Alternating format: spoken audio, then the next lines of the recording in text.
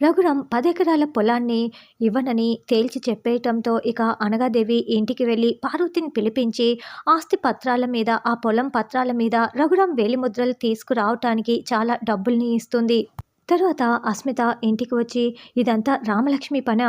ఆ వాసుదేవ్ నన్ను ఎన్ని చిత్రహింసలు పెట్టాడు, అసలు ఆ రామలక్ష్మిని వదిలిపెట్టను అని అనుకుంటూ రగిలిపోతూ ఉంటే అప్పుడే ప్రశాంత్ అక్కడికి వచ్చి, నువ్వు మనిషివా దున్నపోతువా? పాప అలా ఏడుస్తూ ఉంటే పాలు పట్టించాలన్న జ్ఞానం కూడా లేదా అని ప్రశాంత్ అడుగుతూ ఉంటే రామలక్ష్మి వచ్చి నిలదీస్తున్నట్లు అస్మిత ఊహించుకుంటూ, ఏయ్ నిన్ను చంపేస్తానే అని చెయ్యి మెలిపెట్టి తిప్పేస్తూ ఉంటుంది. తర్వాత రామలక్ష్మి చెంప కూడా పగలగొడుతుంది. దాంతో ప్రశాంత్, ఏయ్ నీకేమైనా పిచ్చి పట్టిందా, పాలు పట్టించమంటే నన్నే కొడుతున్నావు అంటూ అస్మితని కొట్టబోతూ చెయ్యి ఎత్తుతాడు. అయితే ఒక్క క్షణం ఆగిపోతాడు. ఏంటి నువ్వా? నేను ఇంకా ఆ రామలక్ష్మి అనుకున్నాను. ఇదంతా ఆ రామలక్ష్మి వల్లే జరిగింది. అసలు నన్ను ఎంత టార్చర్ పెట్టింది, నీ సంగతి చెప్తానే, నిన్ను అస్సలు వదిలిపెట్టను అని అనుకుంటూ, సరేలే ఇప్పుడు పాలు ఇవ్వాలి అంతే కదా, నేను ఇస్తానులే నువ్వు వెళ్ళు అని అస్మిత పాలు పట్టిస్తూ ఉంటుంది. తర్వాత హాల్లో ఉన్న రామలక్ష్మికి సౌర్య వచ్చి ముద్దులు పెడుతూ ఉంటే, సార్ ముందే ఆ అస్మిత ఇంటికి వచ్చింది కదా చూస్తుంది, ఏంటి సార్ ఇదంతా కూడా, ఆ అస్మితకి ఒళ్ళంతా కళ్ళే అని జాగ్రత్తలు చెప్తూ ఉంటుంది. అస్మిత ఇదంతా చూస్తూ చెప్తానే నీ సంగతి చెప్తానని అనుకుంటూ ఉంటుంది. తర్వాత అనగాదేవి కూతురు ఒక నలుగురి ఫ్రెండ్స్ని వేసుకొని పొలాలు మొత్తం తిరిగేస్తూ రీల్స్ చేసుకుంటూ ఉంటుంది.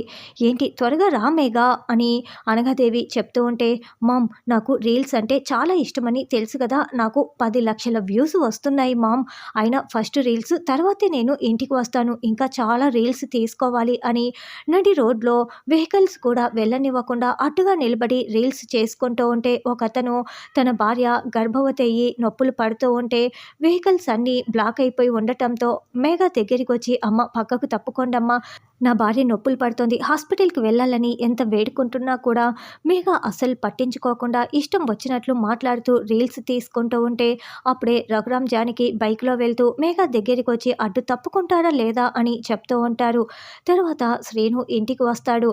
ఏంటి శ్రీను మల్లెపూలు తీసుకురాలేదేంటని ఆద్య అడుగుతూ ఉంటే, అంటే అమ్మ చూస్తే ప్రాబ్లం అయిపోతుంది కదా, అందుకే ఆద్య తీసుకురాలేదని శ్రీను అంటాడు. ఓ అదే నీ ప్రాబ్లం, ఉండు ఇప్పుడే చెప్తాను అంటూ అత్తయ్య అని ఆద్య పిలవటంతో, ఇదిగో అమ్మ ఆద్య పాలే కదా, ఇదిగో తీసుకో అని పద్మ ఇస్తుంటే శ్రీను చాలా షాకింగ్గా వింటూ ఉంటారు.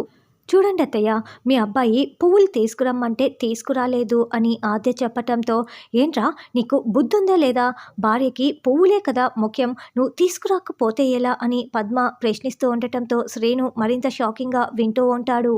ముందు పువ్వులు తీసుకురా అని చెప్పి పద్మ వెళ్ళగానే, మా అమ్మ నీకు పాలు ఇవ్వటం ఏంటి, పువ్వులు తీసుకురామని నాకు చెప్పటం ఏంటి, ఎలా ఏం చేసావు ఆద్య అని శ్రీను అడగటంతో వశీకరణ రింగు గురించి ఆద్య మొత్తం చెప్పేస్తుంది. అప్పుడే పార్వతి ఇదంతా వినేసి, ఓ ఇది నీ పనా, చెప్తా నీ సంగతని అనుకుంటూ ఉంటుంది.